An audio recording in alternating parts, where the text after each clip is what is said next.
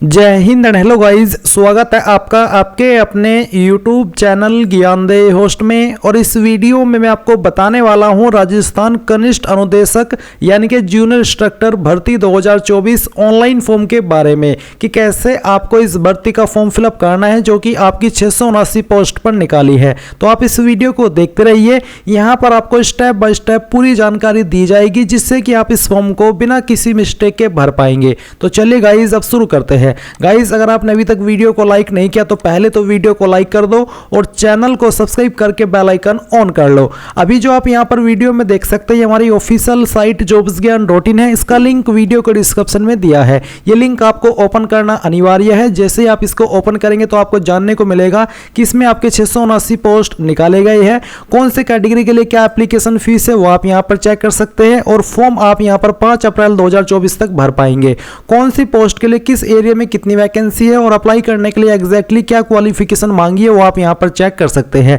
तो ये सभी जानकारी चेक करने के बाद में आपको यहां पर OTR का जो एक वीडियो है वो भी देखने को मिलेगा। अगर आपने वन टाइम रजिस्टर नहीं करके रखा है SSO की वेबसाइट पे तो आप इस वीडियो को वॉच करके वो भी कर सकते हैं। एंड इंपॉर्टेंट लिंक के सेक्शन में आप ऑफिशियल नोटिफिकेशन PDF पर क्लिक करके इस नोटिफिकेशन से हिंदी के अंदर पूरी की पूरी जानकारी चेक भी कर सकते हैं। एंड उसके बाद में गाइज, अगर आप इसमें एलिजिबल है और इंटरेस्टेड है फॉर्म को फिल करने के लिए, तो आप अप्लाई ऑनलाइन पर क्लिक करेंगे, यानी कि आपको इंपॉर्टेंट लिंक के सेक्शन से ही अप्लाई ऑनलाइन लिंक इसके ऊपर क्लिक करना है। देन आपके सामने यहाँ पर SSO का इंटरफेस आ जाएगा। मैं आपको बता दूं कि अगर आपने इस वेबसाइट का इस्तेमाल करके पिछले 4-5 साल के अंदर कोई भी फॉर्म भरा है तो आपका अकाउंट बना हुआ होगा। आपको यहाँ पर दोबारा से रजिस्ट्रेशन करने की आवश्यकता नहीं है। आप उसी डिटेल से लॉगिन करेंगे जिसमें कि आपको आपकी SSO ID या फिर यूजर नेम यहाँ पर एंटर करना है एंड जो आपने पासवर्ड बनाया था वो डालना है। बट गाइस, अगर आप आपका पासवर्ड भूल चुके हैं तो आप यहाँ पर I forgot my password click here, इसके सामने क्लिक हियर पर क्लिक करेंगे एंड देन जो आपकी SSO ID है वो यहाँ पर डालेंगे। जो मोबाइल नंबर या फिर ईमेल ID आपने रजिस्टर की थी वो डालेंगे। ये कैप्चा कोड फिल करेंगे एंड देन सबमिट के ऊपर आप जैसे ही क्लिक करेंगे तो आपको मैसेज के माध्यम से आपका जो पासवर्ड है वो सेंड कर दिया जाएगा। अगर आप आपकी SSO ID भूले हैं तो आपको यहाँ पर उसको भी रिसेट करने का ऑप्शन दिया है। पर गाइज, अगर आप यहाँ पर पहली बार इस वेबसाइट का इस्तेमाल करके कोई फॉर्म भर रहे हैं तो आपको रजिस्ट्रेशन करना होगा। इसके लिए आप यहाँ पर रजिस्ट्रेशन के ऊपर क्लिक करेंगे। फिर आपको यहाँ पर सिलेक्ट करना कि आप इनमें से किस माध्यम से लॉगिन होना चाहते हैं। तो यहाँ पर आपको जन आधार का भी ऑप्शन दिया है और गूगल का भी ऑप्शन है। तो आप यहाँ पर गूगल सेलेक्ट कर लीजिएगा। गूगल सेलेक्ट करने के बाद में आपको आपकी ईमेल ID का यहाँ पर इस्तेमाल करना है। कोई भी ईमेल ID आप यहाँ पर डालिए एंड देन नेक्स्ट के ऊपर क्लिक कीजिए। अब गाइस, यहाँ पर आपके सामने कुछ ऐसा इंटरफेस आएगा। जैसे ही आप अपनी ईमेल ID एंड उसका पासवर्ड डाल करके लॉगिन कर लेंगे, अब आपको यहाँ पर आपकी SSO ID बना लेनी है। आप अपनी ईमेल ID के अकॉर्डिंग जो SSO ID फैच की गई है, अगर यही रखना चाहते तो ये भी रख सकते हैं। अगर आपको इसमें कोई बदलाव करना है तो वो भी आप कर सकते हैं।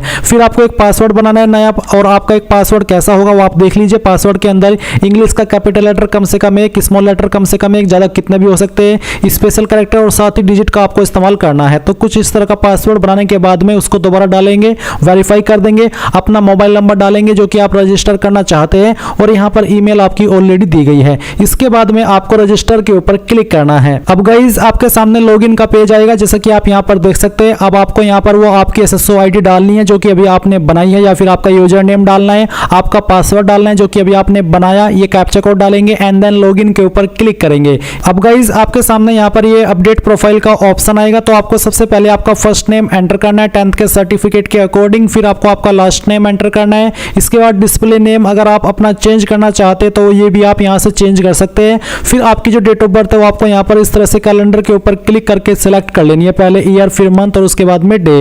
देन गाइज, यहाँ पर जेंडर आपको सिलेक्ट करना है। अगर आप यहाँ पर नंबर ऐड करना चाहते हैं, आपने नहीं किया तो आप यहाँ पर इसके सेक्शन के ऊपर क्लिक करके अपना नंबर डालेंगे। सेंड OTP पर क्लिक करेंगे तो OTP जाएगा। वो OTP यहाँ पर डाल करके वेरीफाई करना है। ईमेल ID भी आप यहाँ पर ऐड कर सकते हैं या फिर चेंज कर सकते हैं। इसके अलावा आपको यहाँ पर पोस्टल एड्रेस में जो आपका प्रेजेंट एड्रेस है वो फिल करना है और फिर जो आपका पोस्टल कोड है वो भी आपको यहाँ पर डाल देना है। पोस्टल कोड यानी कि जो आपका पिन कोड लगता है वो पिन कोड आप यहाँ पर लिखेंगे।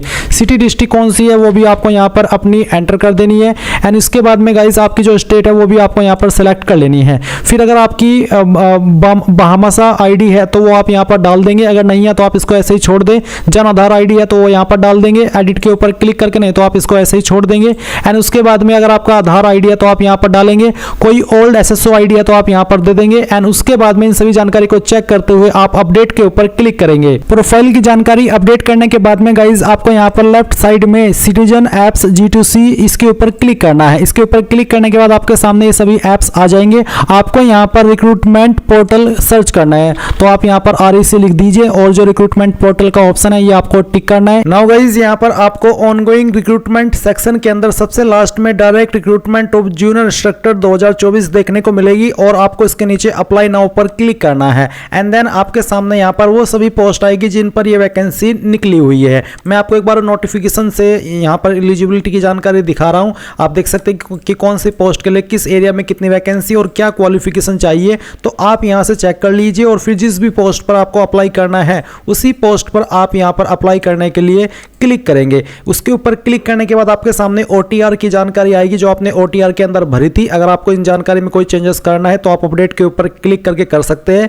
नहीं तो आप प्रोसीड पर क्लिक करेंगे। एंड देन यहाँ पर आपकी OTR की इन्फॉर्मेशन दी गई है जिसमें कि आप देख सकते हैं कि आपका नेम, जेंडर, आपका फादर नेम, मदर नेम आप यहाँ पर भर सकते हैं। बाकी जो अन्य डिटेल है आपकी ये आप OTR को अपडेट करके ही यहाँ से अपडेट कर सकते हैं। अब आपको यहाँ पर आपकी कास्ट कैटेगरी सिलेक्ट कर लेनी है जो भी है, और फिर अगर आपकी कोई विकलांग की कैटेगरी है तो आप वो सिलेक्ट कर लेने, तो आपको नॉट एप्लीकेबल को टिक करना होगा।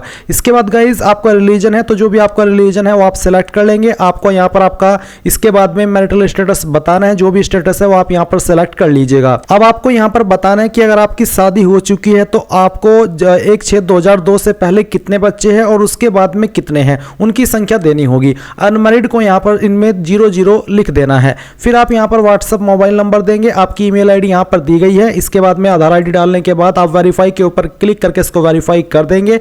अब आपसे पूछेगी कि आप राजस्थान के अनुसूचित क्षेत्र से संबंधित है, अगर हाँ तो यस, नहीं तो आप नो करेंगे। एंड देन यहाँ पर आपका प्रेजेंट एड्रेस था, जो प्रेजेंट एड्रेस है तो जो भी आपका प्रेजेंट एड्रेस है, अगर आपका यहाँ पर OTR के अंदर आपने भरा था और वही एड्रेस आ रहा है तो अच्छी बात है, और अगर नहीं आ रहा है तो आप यहाँ पर खुद से एड्रेस लाइन 1, 2, 3 के अंदर भर दीजिए। अपनी स्टेट सेलेक्ट कर लीजिए, आपकी डिस्ट्रिक्ट सेलेक्ट कर लीजिए, आपके सिटी विलेज का नाम यहाँ पर दे दीजिए एंड देन अपना पिन कोड, और उसके बाद में नेक्स्ट के ऊपर क्लिक कीजिए। अब नेक्स्ट के ऊपर क्लिक करने के बाद में आप यहाँ पर इसके ऊपर टिक करेंगे और यहाँ से ओके कर देंगे। फिर यहाँ पर आपके सामने 3 ऑप्शन है कि पहला तो है मैं 10वीं की मार्कशीट के साथ अपने प्रोफाइल विवरण को सत्यापित करना चाहता हूँ या फिर चाहती हूँ। अगर ऐसा चाहते हैं तो पहले वाले के ऊपर टिक करेंगे।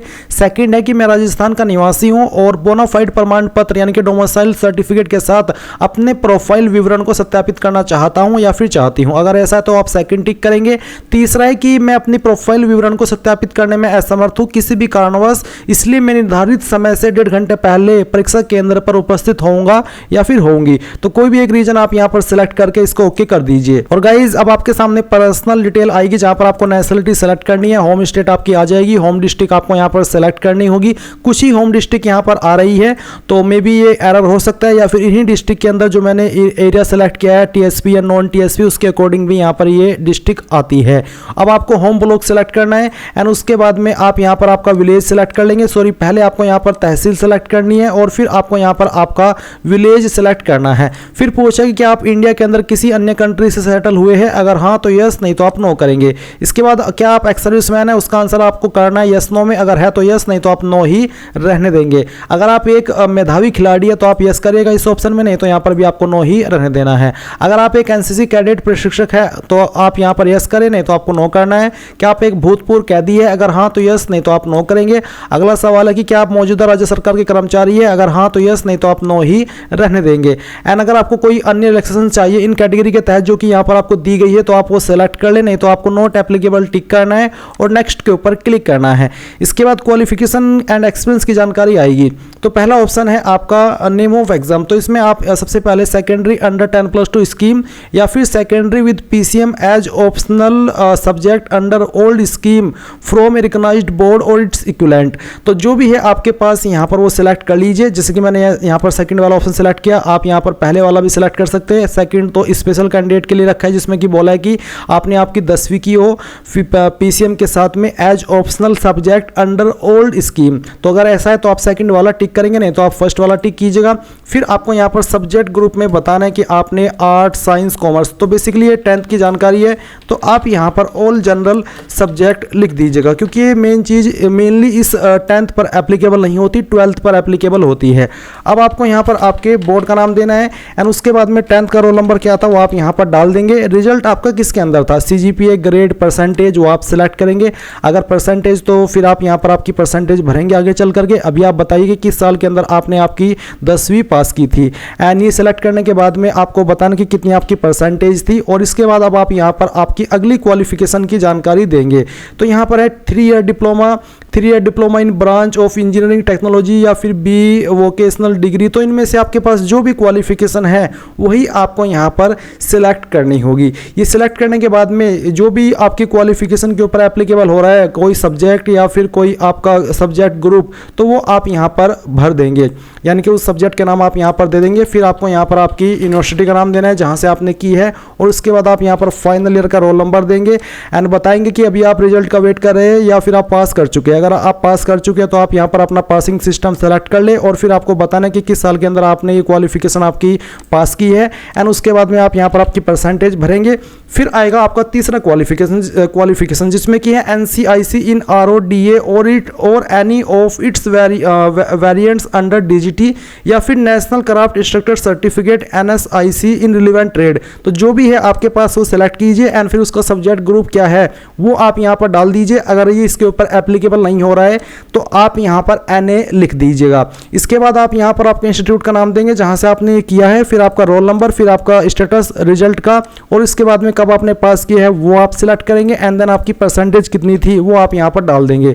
कोई अन्य क्वालिफिकेशन है तो आप उस क्वालिफिकेशन का नाम यहाँ पर अदर क्वालिफिकेशन में दे करके आगे की जानकारी ऐसे ही भरेंगे जैसे कि आपने यहाँ पर 10th डिप्लोमा या फिर ITI या फिर आपके सर्टिफिकेट की जानकारी दी है। इसके बाद है एक्सपीरियंस, तो यहाँ पर आप एक्सपीरियंस की जानकारी देंगे, तो इस पर एक्सपीरियंस कंपलसरी रूप में मांगा है तो यहाँ पर इसलिए यस का ऑप्शन दिया है। तो आप यहाँ पर नेम ऑफ एम्प्लॉयर के अंदर बताएंगे कि आपने किस बंदे के पास काम किया या फिर किस कंपनी में काम किया है, उसका नाम आपको यहाँ पर देना है। ये आपको देने के बाद में आपकी पोस्ट का नाम देना है कि किस पोस्ट पर रह करके आपने काम किया है, तो आप यहाँ पर लिख दीजिएगा। और उसके बाद में डिपार्टमेंट नेम क्या था वो आप यहाँ पर लिखिए, किस तरह का आप काम करते थे वो आप नेचर ऑफ जॉब में लिखेंगे थोड़ा शॉर्ट में, और फ्रॉम में आप वो डेट सेलेक्ट करेंगे जब आपने काम शुरू किया था, और अगली जो यहाँ पर एक कैलेंडर है इसमें आप वो डेट सेलेक्ट करेंगे जब तक आपने काम किया था।